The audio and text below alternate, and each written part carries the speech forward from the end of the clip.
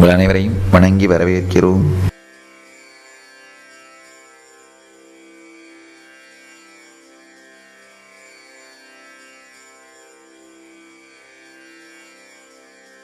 இன்றைய சத்சங்கத்தின் தலைப்பு ஞானத்தை தாண்டிய ரசம்.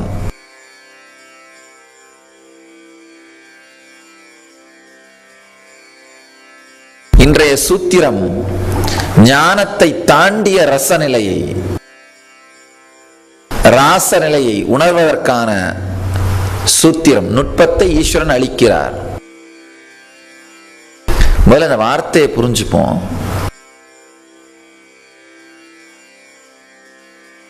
ஞானத்தை தாண்டிய ரசம், இந்த வார்த்தையை புரிந்து கொள்வதனாலேயே வாழ்க்கையின் பல்வேறு விஷயங்களை உணர்ந்து கொள்ள முடியும். ஒரு தரம் விவேகானந்தர்கிட்ட ஒருத்தர் கேட்குறாங்க, சுவாமி நாம் ஏன் வேதங்களை தெரிந்து கொள்ள வேண்டும், ஞான கருத்துக்களை தெரிந்து கொள்ள வேண்டும்? அவர் சொல்றாரு, அவைகளை தெரிந்து கொள்ளும் பொழுது வாழ்க்கையிலே மூட நம்பிக்கைகள் அழிந்து போகும். மூட நம்பிக்கை அழிந்து போகிறதுனா அப்ப சரியான ஸ்ரத்தையோடு நம்பிக்கையோடு வாழ்க்கையை வாழ்வீர்கள். சரியான ஸ்ரத்தை இல்லாம, நம்பிக்கை இல்லாம, தெளிவில்லாம வாழ்க்கையை வாழ்றதுனால தான் வாழ்க்கை துக்கமயமா இருக்கு. நாம நம்மளுடைய வாழ்க்கையில மனத்துக்கு ஒரு முக்கியத்துவமே கொடுக்கறது இல்லை. நம்ம வாழ்க்கையில் இருக்க எல்லா விதமான துக்கத்திற்கும் ஆனந்தத்திற்கும் மனம் ஒரு மிகப்பெரிய காரணம்னு நினைச்சே பார்க்கறது இல்லை. ஒரு உதாரணத்துக்கு, நீங்க டாக்டரா இருக்கீங்க, உங்க தம்பி இன்ஜினியரா இருக்காரு, உங்களுடைய அண்ணன் லாயரா இருக்காருன்னா காரணம் என்ன? 3 பேருக்கு இருக்கிற வேறு வேறு விதமான மனம், அவ்வளவுதான். உங்களுக்கு இருக்கின்ற மனம் டாக்டர் தொழிலை செய்வதற்காக பயிற்சி செய்யப்பட்டிருக்கிறது, பயிற்றுவிக்கப்பட்டிருக்கிறது. உங்களுடைய அண்ணாருக்கு இருக்கிற மனம் லாயர், வக்கீல் தொழிலை செய்யறதுக்காக பயிற்றுவிக்கப்பட்டிருக்கிறது. உங்களுடைய தம்பியினுடைய மனம் ஒரு இன்ஜினியர் தொழிலை செய்யறதுக்காக பயிற்றுவிக்கப்பட்டிருக்கிறது. மனம் எப்படி பயிற்றுவிக்கப்பட்டிருக்கிறதோ அப்படிதான் வாழ்க்கை நடக்கின்றது. நீங்க நினைச்சிட்டு இருக்கீங்க உங்களுடைய ஒரு லாயருக்கும் இன்ஜினியருக்கும் டாக்டருக்கும் இருக்கிற வித்தியாசம் அவங்க தொழில் அப்படின்னு. மனமே வித்தியாசம். முக்கியமான ஒரு விஷயம், மனம் வித்தியாசப்படுவதனால்தான் அவர்களுடைய செயல்முறைகள் வித்தியாசப்படுகின்றது. அந்த மாதிரி உங்க வாழ்க்கையில மனம் வித்தியாசப்படும் பொழுது செயல்முறையே வித்தியாசப்படும். அதே மாதிரிதான் வாழ்க்கையில துக்கமுடையவரா வாழறீங்களா, மந்தமானவரா வாழறீங்களா, இல்ல உற்சாகமுடையவரா வாழறீங்களா? இந்த 3 கேட்டகரிக்கு இருக்கிற மிகப்பெரிய வித்தியாசம் என்னன்னா, உங்க மனம் என்ஜினியருக்கும் லாயருக்கும் இருக்கிற டிஃபரன்ஸ் என்னவோ அதேதான் ஆனந்தமா வாழறவனுக்கும் துக்கமா இருக்கவனுக்கும். நாம நினைச்சுக்கிறோம், துக்கமா இருக்கிறவங்க நினைச்சுக்கிறாங்க ஆனந்தமா வாழறவங்க ஏதோ ஒரு அதிர்ஷ்டம் செய்தவர்கள்னு. கிடையாது. அது ஒரு மிக தெளிவான பயிற்றுவிக்கும் முறை. இப்போ இன்ஜினியரா இருக்கிறவங்க ஓ டாக்டருங்களாம் அதிர்ஷ்டம் பண்ணவங்கப்பா அப்படின்னு நினைக்கிறது இல்லை. அது ஒரு மிக தெளிவான பயிற்றுவிப்பு முறை, சாத்தியக்கூறாகக்கூடிய பயிற்றுவிப்பு முறை. அதே மாதிரி ஆனந்தமா வாழறது அப்படிங்கிறது சாத்தியமாகக்கூடிய ஒரு வாழ்க்கை முறை. அந்த சாத்தியமாகக்கூடிய வாழ்க்கை முறையை ஏற்று வாழ துவங்குகின்ற அந்த சத்தியம், அந்த நெறிமுறை ஞான கருத்துக்களை தெரிந்து கொள்வதனால்தான் நடக்க துவங்கும். மூட நம்பிக்கையில மாட்டிட்டு முழிச்சோன்னா நடக்காது. மூட நம்பிக்கைகளாலே எதுவும் நடப்பதில்லை. நாம் ஆழ்ந்து புரிந்து கொள்ள வேண்டிய ஒரு விஷயம், ஞான கருத்துக்களை மீண்டும் மீண்டும் கேட்பது அப்படிங்கிறது மூட நம்பிக்கை இல்லாத சரியான மன அமைப்பை உருவாக்கி வாழ வைப்பதற்கான வழி. அதனாலதான் நம்முடைய சக்தியை திரும்ப திரும்ப ஞான கருத்துக்களை உள்வாங்குவதற்காக செலவிட வேண்டும் அப்படிங்கிறது நம்முடைய ஞானிகளின் கூற்று. ரொம்ப அழகா சங்கரர் சொல்றாரு, ஆதிசங்கரர், ஆகார சுத்தையோ ஸ்மிருதி சுத்திகி. எதை உண்கிறீர்களோ அதை வைத்துத்தான் மனம் உருவாகின்றது. சாப்பிடுறது சுத்தமான மனம் சுத்தமாகும்னு சொல்றாரு. நல்லா தெரிஞ்சுங்க, சாப்பிட்றதுனா வாய் வழியா சாப்பிட்றது மட்டும் இல்லை, காது வழியா சாப்பிட்றது, கண் வழியா சாப்பிட்றது, எல்லாமே சாப்பிட்றது தான். அதை அடிப்படையாக வச்சு தான் மனம் தூய்மையாகும். நாம மறந்துடுற ஒரு விஷயம், கண் வழியா சாப்பிட்ற கருத்துக்கள், காது வழியா சாப்பிட்ற கருத்துக்களும் நம்முடைய மனத்தின் பாகமாக மாறுகிறதுன்னு நமக்கு புரியறதே இல்லை. தொடர்ந்து சினிமா பாட்டு பார்த்துட்டே இருந்தீங்கன்னா, சினிமா பாட்டு பார்த்துட்டே இருந்தேன்னா என்ன ஆகும்? அந்த ரொமான்ஸ் தான் மனசுக்குள்ள வரும், அதே தான் மனசுக்குள்ள போய் பதியும். ரொமான்ஸ்னா கூட பரவாயில்ல, ஃபேண்டஸியா தான் பதியும். ரொமான்ஸுங்கிறது இனிமையான உறவு.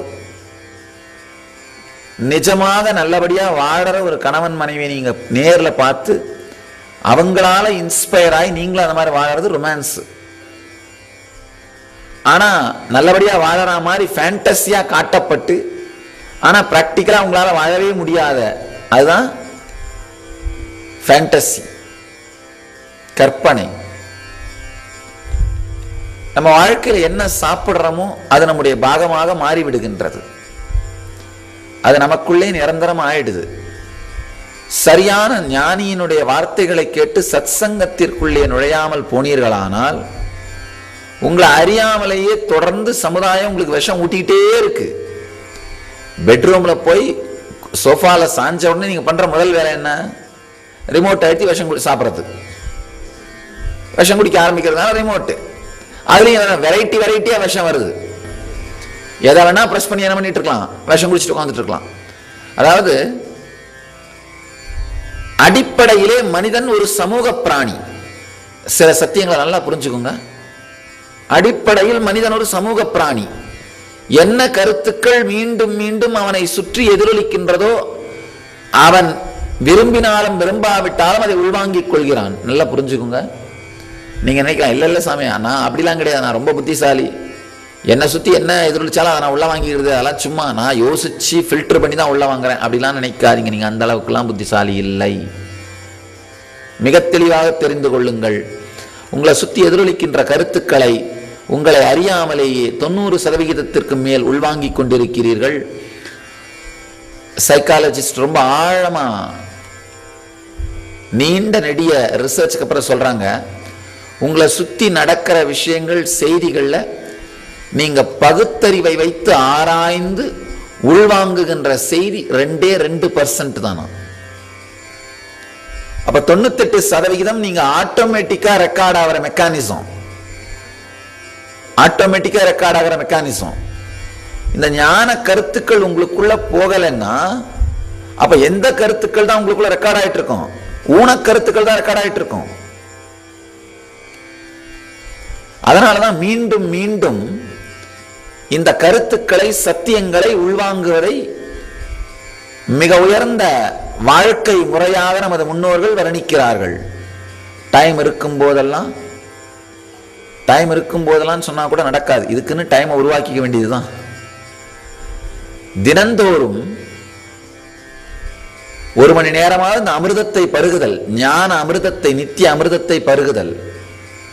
இந்த கருத்துக்களை உள்வாங்கணும்னா சரியான மன அமைப்பு உருவாக துவங்கும்.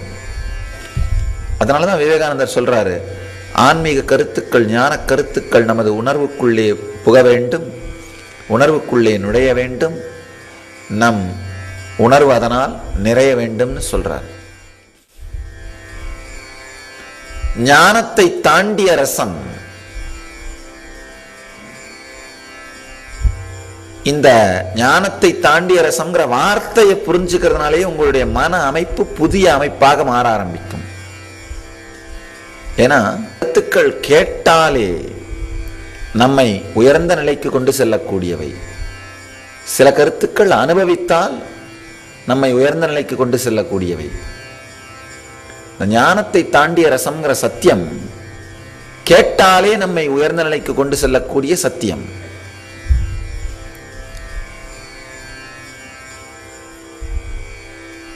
ஞானத்தை தாண்டிய ரசம், அந்த வார்த்தையை ஆழ்ந்து புரிஞ்சுக்கணும்.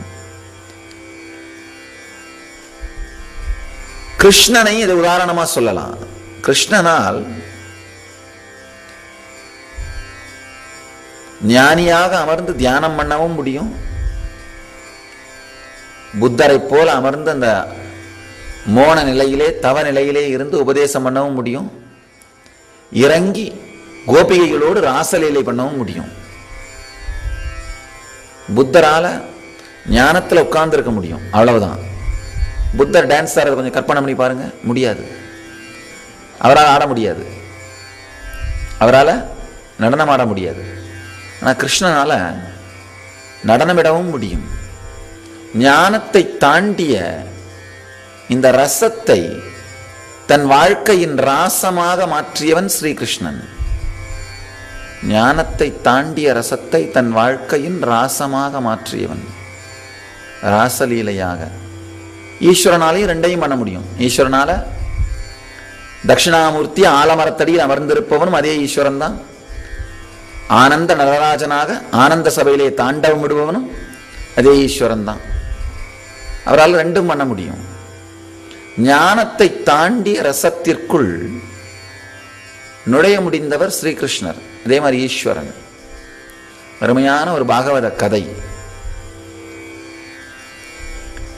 கிருஷ்ணனை சுற்றியும் பல கோபிகைகள், எண்ணிறந்த அழகான இளம்பெண்கள் ஆடிக்கொண்டிருக்கிறார்கள்.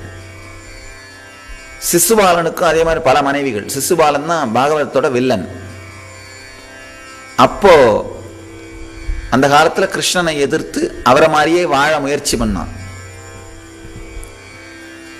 கிருஷ்ணனுக்கும் பல ஆயிரம் கோபிகைகள், சிசுபாலனும் அதே மாதிரி பல இளம்பெண்களை தன்னுடைய அரண்மனையில தாசிகளாக வைத்திருந்தான். ரொம்ப அழகா ஒரு ரிஷி கேட்கிறாரு, கிருஷ்ணனை சுற்றி இருக்கிற இளம்பெண்களை மட்டும் கோபிகைகள்னு சொல்றீங்க, பக்தைகள்னு சொல்றீங்க, ஆனா சிசுபாலனை சுற்றி இருந்த இளம்பெண்களை ஏன் தாசிகள்னு சொல்றீங்க, வேசிகள்னு சொல்றீங்க அப்படின்னு கேட்குறாங்க. அது ரொம்ப அழகா பாகவதகாரர், பாகவதத்தினுடைய உரையாளர், அது பாகவதத்தை சொல்லிய சுகபிரம்மம் மிக அழகாக விளக்கம் கொடுக்கிறார். ரொம்ப அருமையான விளக்கம். விளக்கம் மட்டுமில்ல, சத்தியம்.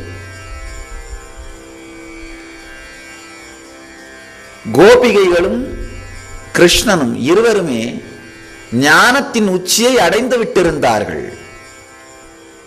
அவர்கள் செய்தது ஞானத்தை தாண்டிய ரசம்.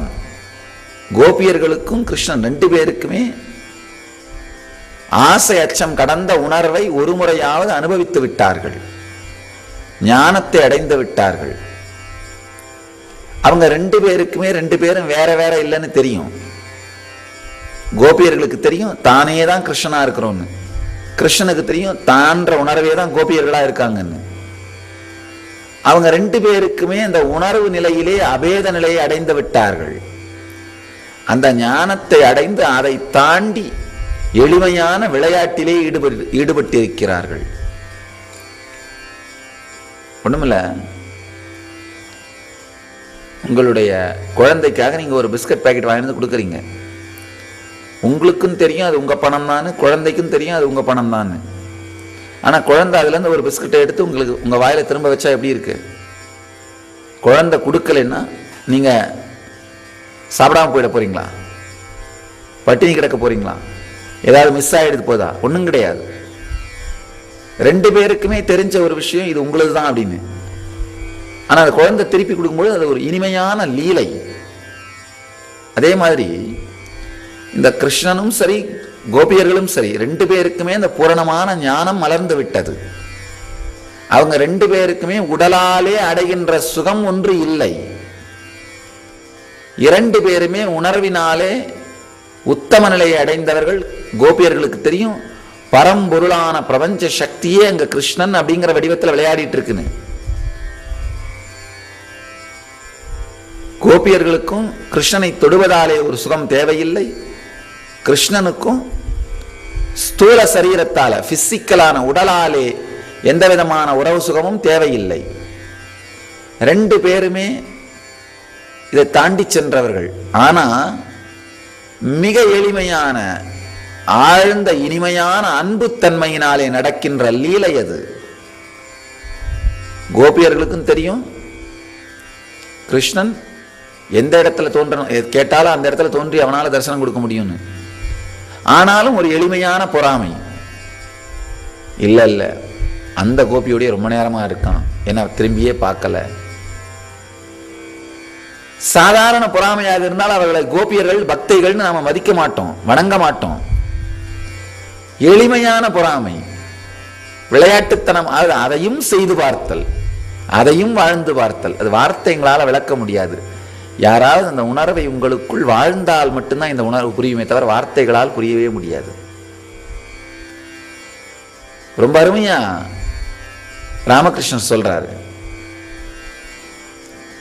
ராமகிருஷ்ணன் போய் ஒரு சிஷ்யர் கேட்கிறாரு, பகவானே வாழ்க்கையிலே மிக உயர்ந்த நிலை ஞானம் தானே அப்படின்னு. அவர் இல்லைன்னு சொல்லிடுறாரு, இல்லை அப்படிங்கிறாரு. அப்போ இந்த பக்தர் கேட்கிறாரு, அப்ப என்ன என்ன எது உயர்ந்த நிலை அப்படின்னு. அவர் ரொம்ப ஆச்சரியமா போகுது, ஞானத்தை உயர்ந்த நிலை இல்லைன்னு சொல்லிட்டாரு. ராமகிருஷ்ணன் சொல்றாரு, ரொம்ப அழகா சொல்றாரு, ஞானத்தை விடவும் மிக உயர்ந்த நிலை ஒரு ஞானியோடு லீலை செய்து விளையாடி வாழ்வதுன்னு சொல்றார். ஞானத்தை விடவும் உயர்ந்த நிலையா.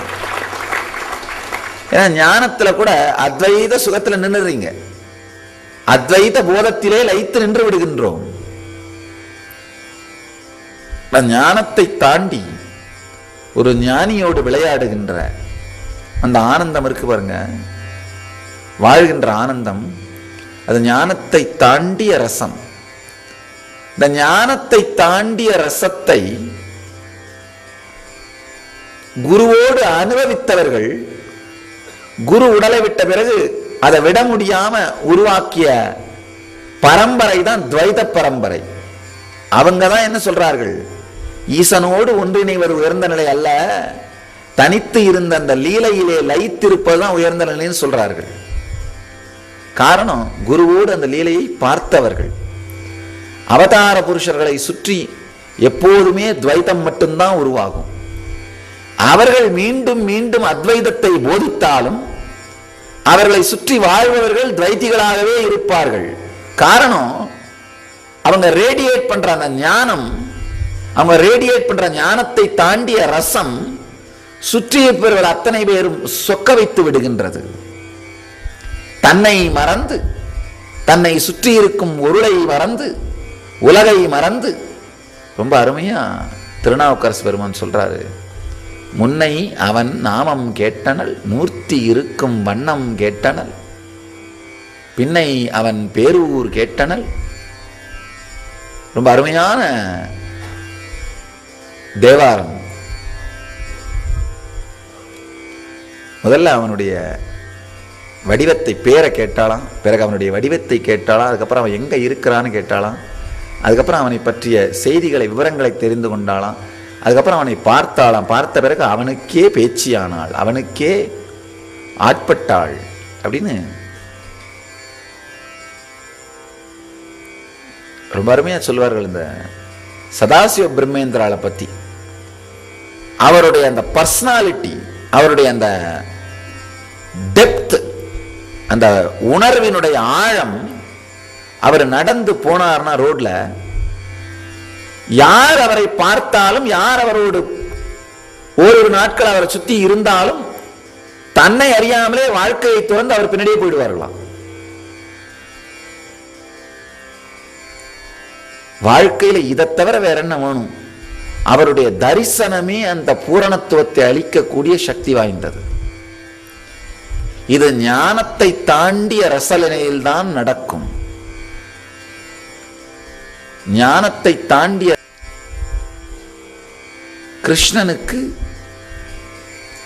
கிருஷ்ணனுக்கும் கோபிகைகளுக்கும் அந்த ஞானம் இருந்தது. அவர்கள் ஞானத்தை அடைந்து அதை தாண்டி லீலை செய்து கொண்டிருந்தார்கள்.